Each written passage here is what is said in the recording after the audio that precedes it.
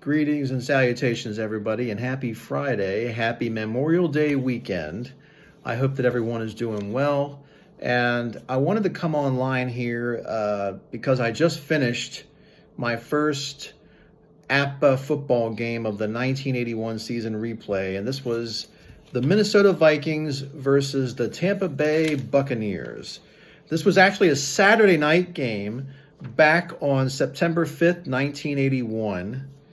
And I'm just going to give you the stats here. I'm not going to give you every single one here because I know that a lot of people are out of town. A lot of people got plans for this weekend, so I don't want to take up too much of y'all's time. But I just wanted to come on here and say that this was a fun game, is a fun game, and was a fun game to replay. And the real life score was 21-13, Tampa Bay beating Minnesota. In this game, the Tampa Bay Buccaneers defeated the Minnesota Vikings 28-13. And it was definitely a resounding victory for the Tampa Bay Buccaneers, who begin the year 1-0, so they will not be winless in 1981, and that team was actually very good for a young team that had just been a very bad expansion team just a couple of years prior, or maybe more than a couple of years prior.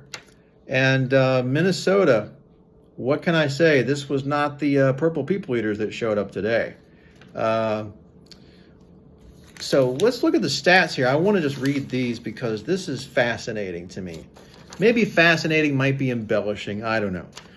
But Steve Dills went 18 for 43, 387 yards, 1 touchdown, and 4 interceptions, which mirrored his real-life statistics, that very, very close to what he did, although he did not throw 4 interceptions that day. He only threw 1 interception.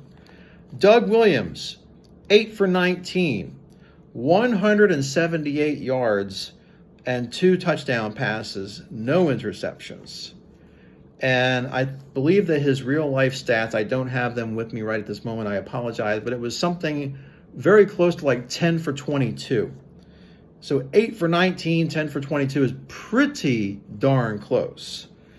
Now, there was one little hiccup here for the Tampa Bay Buccaneers, and I hate to do this, I really do, because I really like Garo Yepremian, but Garo missed not 1, not 2, but 3 field goals.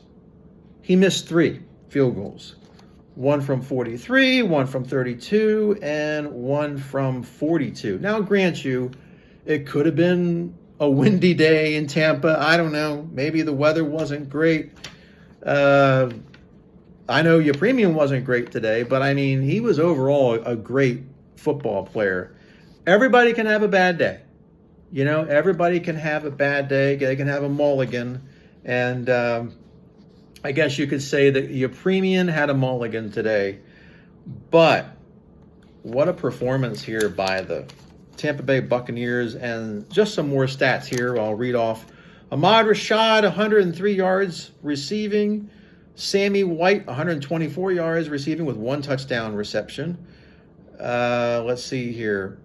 Steve Dills, -12 on rushing. Not so great there. Ricky Young, 34 yards rushing.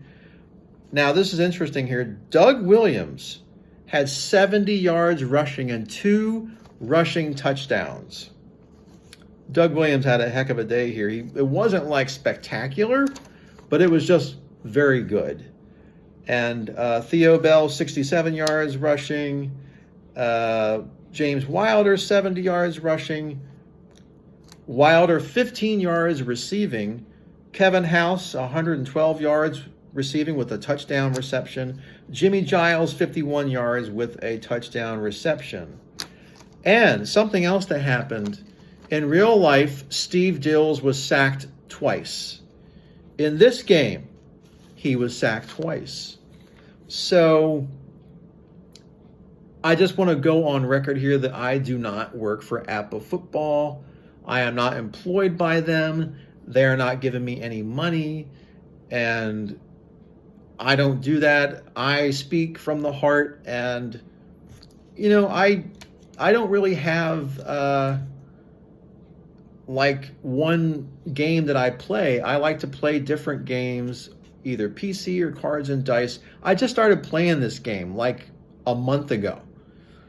Again, after not playing it for many years, so I'm not a shill for APBA Football. It's just that I started playing it again, and I'm just having so much fun with it here. And if I was playing Stratomatic, I'm sure that I will definitely take a look at it and may play that in the future. I never say never, but one of the selling points here with APBA Football and the baseball, and I'm sure the hockey game, once I get to that at some point in the future, is two things. Number one, it's relatively easy to play.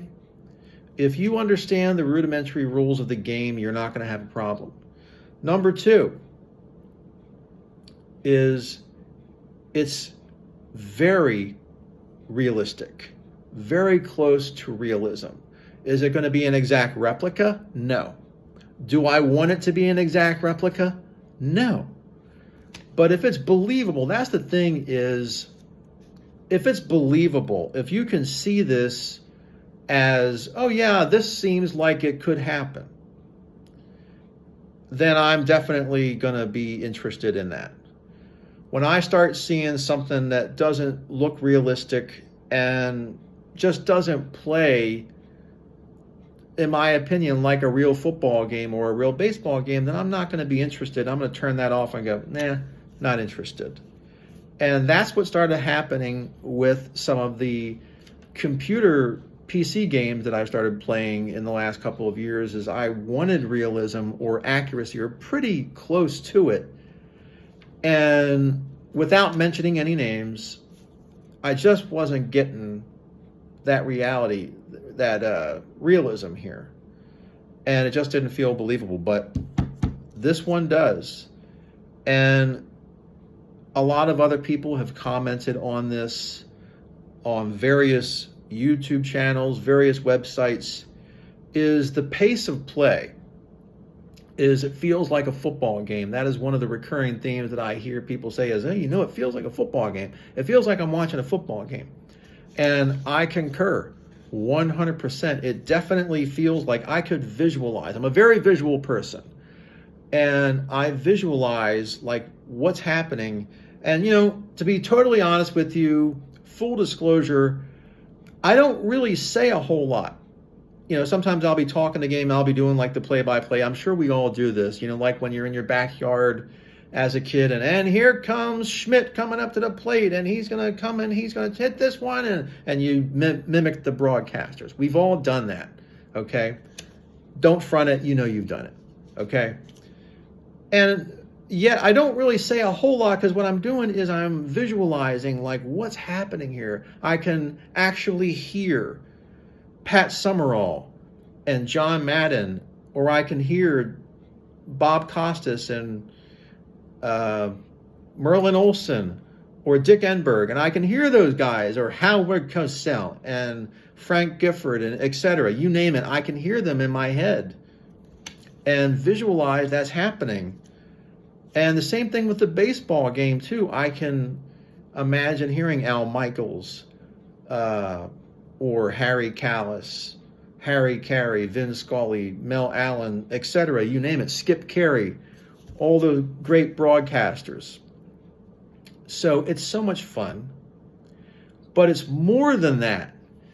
It's realistic, and I'm not making it up. Like I said, if it was not happening, I'd say, I played this game. It just didn't turn out like I thought it would, but it was fun.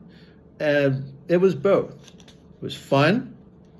It was entertaining, but it was also very realistic, and I enjoyed it. Have a great weekend.